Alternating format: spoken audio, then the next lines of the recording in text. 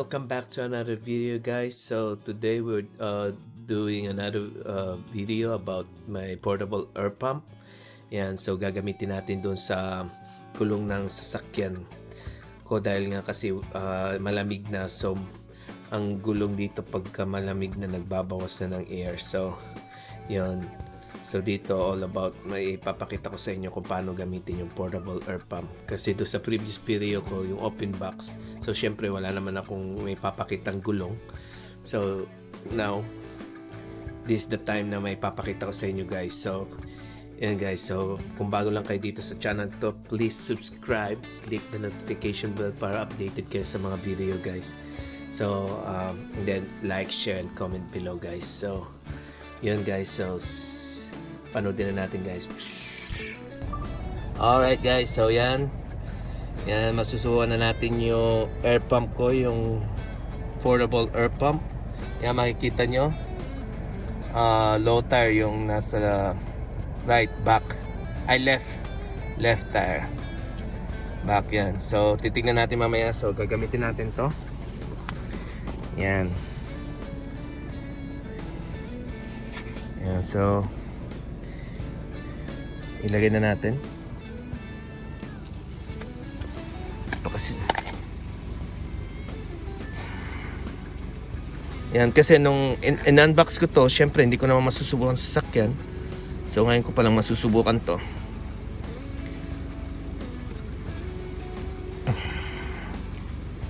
Yan, guys, so on. Yan, so mag-choose tayong manual, bola, car. Yan, so ang PCI nya is, so 27 siya ngayon, so kailangan mo gawing 34. Okay, sobra. So yan, so and then pump. Yan, try lang natin. Yan, yan lang. Yan lang, so napaka-easy.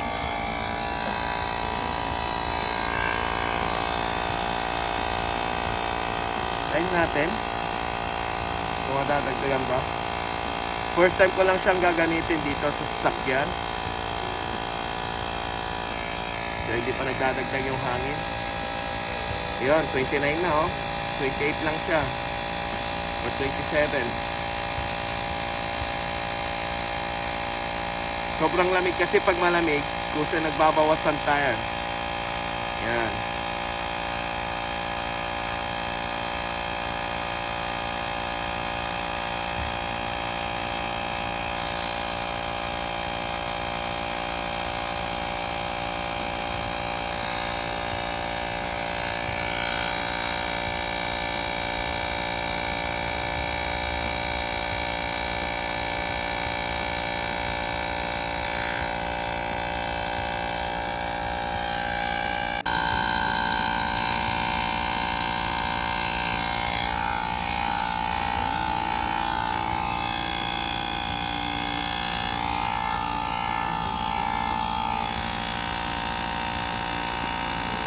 Check natin.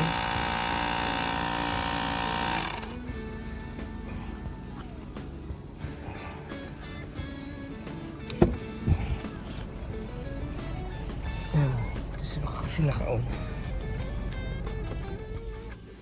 Yan, guys, so malamig sa labas, so hintayin lang natin matapos. Tignan natin kung talagang effective siya sa sasakyan. Yan.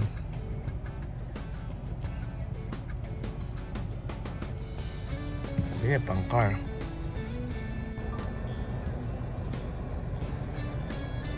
Ayan, 28. Tumas ng isa.